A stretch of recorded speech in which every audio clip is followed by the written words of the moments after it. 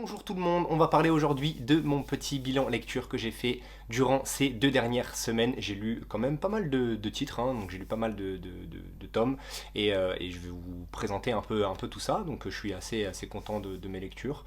Voilà, il n'y a pas trop de choses qui ont été nulles, mais il y a quand même des choses qui ont été vraiment bonnes. Donc voilà, je vais vous présenter tout ça. C'est parti. On commence avec le tome 3 et le tome 4 de Le Dragon sous le croissant de lune, voilà que je kiffe, hein, que je kiffe avec cette très belle couverture. Celle-là est un petit peu plus sombre, mais bon, on comprend pourquoi, hein, ça suit avec ce qui se passe dans le manga, dans l'histoire. Honnêtement, c'est assez bon, donc on est forcément sur un petit héros qui a vu un jour un vieux démonter un mec qui voulait prendre la caisse où il travaillait, voilà, tout simplement. Et au final, il a voulu devenir aussi fort que lui, et donc il va s'entraîner surtout dans ce tome 3 là, et il va mettre à contribution tout son entraînement dans la fin du tome 3 et dans ce tome 4. Donc assez intéressant, assez bon. Après, rien non plus d'extraordinaire pour le moment, que ça soit au niveau des planches, que ça soit au niveau du dessin ou de l'histoire, il n'y a rien de fou, ça reste un manga lambda de karaté où le héros voilà, il est assez faible et où il va grandir petit à petit, sachant que là on est au tome 4 et que c'est une série normalement en 7 tomes si je dis pas de bêtises, mais il me semble que c'est ça. Bon, c'est 7 volumes. J'ai hâte de voir ce qui va se passer dans les 3 derniers tomes, je pense que ça va être assez rapide. Au niveau des expressions faciales, voilà, c'est assez bon. Au niveau on va dire de tous les personnages, de la relation entre tous les personnages, pareil, j'aime bien comment ils s'entraident entre guillemets les uns et les autres, le petit vieux comment il pousse le jeune à se dépasser, etc. Donc voilà, je lis Le Dragon sous le croissant de lune tranquillement, rien de bien fou comme je vous l'ai dit, c'est pas mal, ça mérite, bon, on va dire un petit 13-14 sur 20, voilà, tout simplement. J'enchaîne avec le tome 28 de Vinland Saga. Ça faisait longtemps qu'on n'avait pas vu et ni eu de lecture de l'aventure de Thorfinn, et elle commence à se corser, voilà, elle commence à se corser. Bon, il y a eu forcément des passages où ça se corsait, mais là où il en est en tout cas actuellement dans l'histoire, ça se corse. J'en dirai pas plus, j'ai bien aimé le tome, j'ai hâte de voir ce qui va se passer, voilà, pour la suite de l'histoire, hein. Je crois qu'il reste 2 ou 3 tomes, je sais pas trop, mais bon, je pense savoir comment ça va se terminer. On verra si mes prédictions à l'intérieur de ma tête sont bonnes ou non, mais voilà, j'aime toujours autant retrouver mon petit Thorfinn, retrouver sa belle petite histoire, sa grande aventure, et on verra jusqu'où ça le mène. Voilà, donc je peux rien vous montrer, je peux rien vous dire de plus. Ça, il faut lire pour qu'on en parle plus en globalité. On a aussi le tome 4 de Tokyo Cannabis que j'aime vraiment bien, je trouve que ça monte en puissance à chaque tome, et en plus, comme je vous l'avais dit, à la fin du tome 3, il y a un gros truc qui se passe, un gros cliffhanger, et là on a la continuité justement de cet événement, donc voilà, et notre héros prend une grande décision. Il y a quelque chose qui va se passer autour de sa famille, on va se recentrer sur lui, et pareil, on finit sur un cliffhanger, même si bon, on sait un peu comment là ça va se passer. Je pense pas qu'il y aura de grosses surprises, mais franchement, ça reste très bon. Moi, franchement, j'aime bien lire ça, et à chaque fois qu'un tome se termine, en tout cas pour le moment, j'ai envie d'avoir la suite, j'ai envie de lire la suite, et il y a, je crois, 7 tomes au Japon, donc on est très proche de la parution japonaise, donc en 3 tomes, on l'aura vite rattrapé, donc voilà, après, il va falloir prendre son mal en patience et attendre un peu comme Manchuria Opium Squad, mais franchement c'est bon, le dessin est bon, en tout cas les prises de décision sont bonnes. J'ai été un peu déçu par rapport justement, un tout petit peu, hein, vraiment très léger par rapport à ce qui s'est passé dû justement à la fin du tome 3, mais ça reste bon, on oscille entre le bon et le très bon, je trouve, dans Tokyo Cannabis. Donc moi, je vous le conseille, à défaut justement d'avoir des tomes de Manchuria Opium Squad qui sont un peu en dents de scie. Pour l'instant, les 4 premiers tomes de Tokyo Cannabis montent en puissance. Donc voilà, hâte de voir la suite, sachant que, en plus, je le dis parce que ça peut peut-être vous donner envie, on était avec seulement une partie d'un quartier où on n'avait que un genre de gang, et là on apprend qu'il y a 4 autres gangs avec celui-là. Donc on a 4 gangs différents qui peuvent potentiellement à l'avenir se faire la guerre pour la drogue. Donc je sens que ça va normalement nous amener à des choses très intéressantes. Donc voilà, j'ai hâte de voir la suite de Tokyo Cannabis. Je vous l'ai mis dans le titre, et là on est sur la première fin d'un manga, donc la fin de Welcome Back Alice. Le tome était très rapide à lire. Honnêtement, il y a énormément de planches où il n'y a pas de dialogue, où on est juste là à contempler les dessins, où on essaye de savoir voilà, que ressentent les personnages, etc., même si on les comprend. La fin termine vraiment en fin très ouverte, je trouve, à mon sens.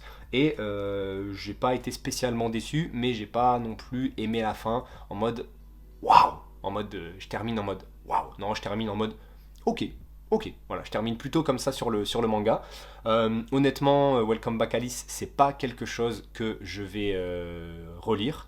Donc je pense que je vais le vendre. Donc voilà, restez connectés sur mon Vinted bientôt. Mais je vais sûrement le vendre après justement cette vidéo, après qu'elle soit sortie. Parce que, je vous l'ai dit, je vais pas faire une relecture. Honnêtement, l'histoire, je la connais, je l'ai en tête. Et je me vois pas refaire une lecture et changer mon avis pour le coup. Là où, comme je vous l'ai dit, des fois, quand on me revend l'œuvre, j'ai envie de me refaire une lecture. Là, il n'y a pas besoin. Donc voilà, c'était une bonne série. Rien de bien extraordinaire non plus. Donc là, je vais me pencher sur son autre œuvre, Les Liens du Sang, que j'ai et qui se termine justement ce mois-ci, en tout cas en France.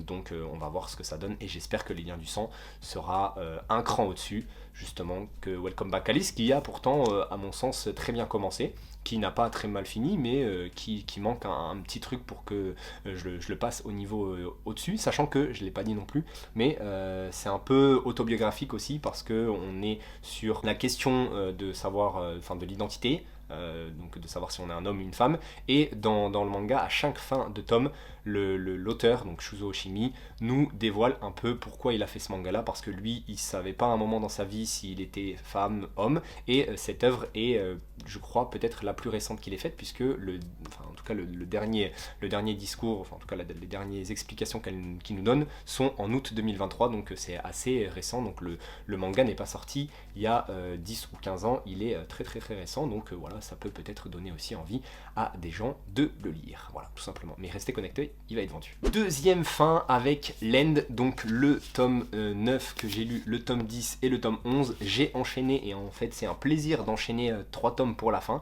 donc peut-être que je le referai plus souvent, on verra. Land, comment je pourrais dire ça, pareil, c'était bon, c'était une bonne fin. Est-ce que j'ai pu tout capter parce que c'était vraiment un peu saccadé, même si le manga est sorti assez rapidement, en un an presque. Est-ce que j'ai tout capté, j'ai capté toutes les subtilités, etc. Je pense que oui. Est-ce que c'était une bonne série? Oui. Est-ce que c'était une très bonne série? Non. Je pense qu'on est sur un bon 15 sur 20. Un bon 15 sur 20. Je mets les notes parce que ouais, j'ai envie de mettre des notes sur certains mangas, mais ça, je pense que ça mérite 15, peut-être 16 sur 20. Parce que... alors la fin, il faudrait que je regarde la fin, pardon, excusez-moi. On est un peu... Ouais, non, si, ça va. Ça va, non, ça va.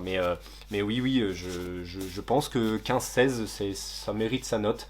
Je pense qu'on ne peut pas... Enfin, on peut mettre plus, hein, mais en tout cas, moi, ma note, c'est 15-16 pour Land. Je m'attendais quand même à plus, je m'attendais quand même à autre chose, même si... au final, le message qui est passé dans le manga est très intéressant. Honnêtement, c'est très bon. Donc voilà, j'aime bien ça. J'aime bien le message passé. Après, bon, voilà, je vous dis rien de fou. Difficile de vous en parler un peu plus parce que c'est la fin, et donc sinon je vais tout spoil. Mais voilà, si vous pouvez vous lancer dans l'end, faites-le, sachant que même chose que du coup. Welcome Back Alice, je risque de le vendre. Alors ça, c'est quand même 10 euros le tome, donc vous attendez pas à un truc où je vais le vendre 5 euros le tome. Je pense que je vais le vendre peut-être 6-7 euros le tome, parce que j'ai quand même payé 10 balles le tome, donc c'est quand même assez cher. Enfin, c'est 9,95, donc 10 balles. Donc voilà, mais je vais peut-être le revendre aux alentours des 70 euros, on verra, 77. On verra, parce que je vous le dis, je mettrai à 6-7 euros le tome, et on a 11.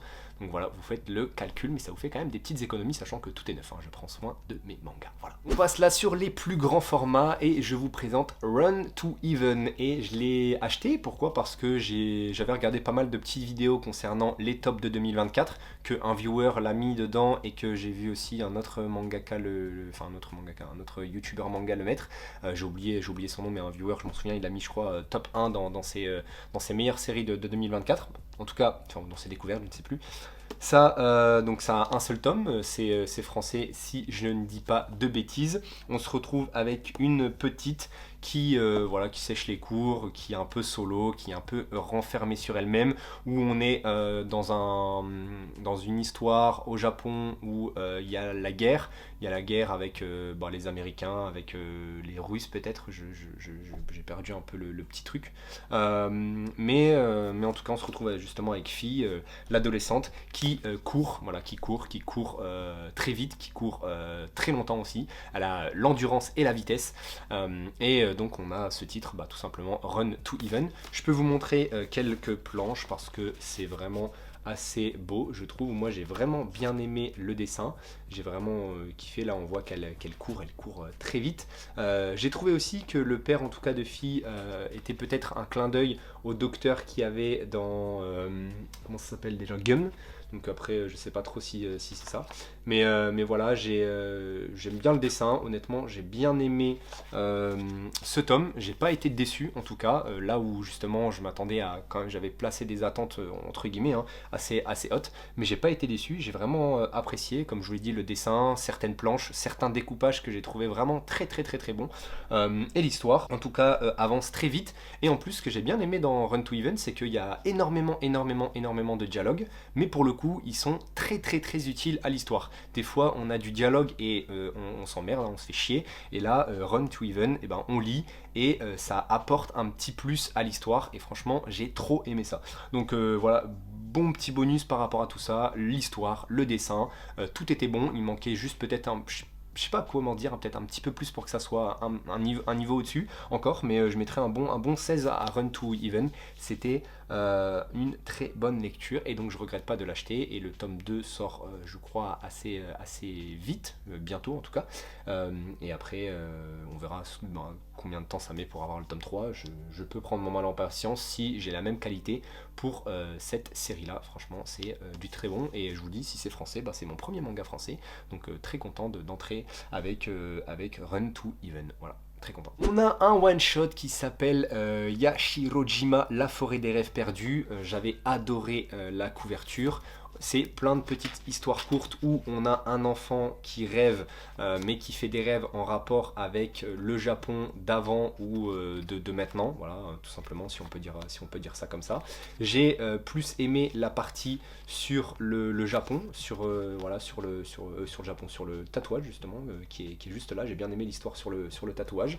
Ça m'a donné envie, de me remettre à me faire tatouer, si je peux dire me remettre, non on s'en fout, mais avoir envie de me faire tatouer. Franchement j'ai bien aimé. Après, au-delà de ça, j'ai trouvé ça bien, mais rien de bien fou. Pareil, je mettrais la note de 13 je pense, parce que je vous dis, c'est des histoires courtes, elles se succèdent sans vraiment avoir de lien entre elles. Donc voilà, j'ai été un peu déçu par rapport à ça. Et je pense pas pareil me refaire une lecture, et je pense que ça aussi, ça risque d'être vendu. Donc voilà, n'hésitez pas à aller checker tout ça. Après, le dessin est pas mal. Franchement, j'aime bien le coup de crayon un peu vintage, si je peux dire ça comme ça. Mais après, rien de bien fou, voilà, c'est un truc à lire, mais je sais pas si on peut dire à posséder. Moi, j'ai pas trouvé ça exceptionnel. On a une suite avec Kujima, voilà, le cri du Kujima, pardon, le tome 3. J'avais adoré le tome 1, j'avais moins bien aimé le tome 2, et là, le tome 3 se trouve entre les deux. Donc c'était un bon tome 3, où on suit donc Kujima, où il va faire la rencontre de la tante de notre deuxième héros, si on peut dire ça comme ça. Et franchement, j'ai bien rigolé. J'ai bien rigolé, c'était bien marrant. Ça m'a refait rire presque comme le tome 1, donc franchement très content. Alors je sais pas si c'est parce que j'avais lu le tome 1, j'avais adoré, et le tome 2, du coup, j'avais moins bien aimé. Mais le tome 3 était très très bon. Donc un bon 16 pour le tome 3. J'aime bien. J'ai vite envie d'avoir la suite, sachant qu'il reste plus que 2 tomes. Donc je sais pas trop où ça va nous mener tout ça, où ça va se terminer. J'ai peur que ça soit cut. Malheureusement, on verra bien.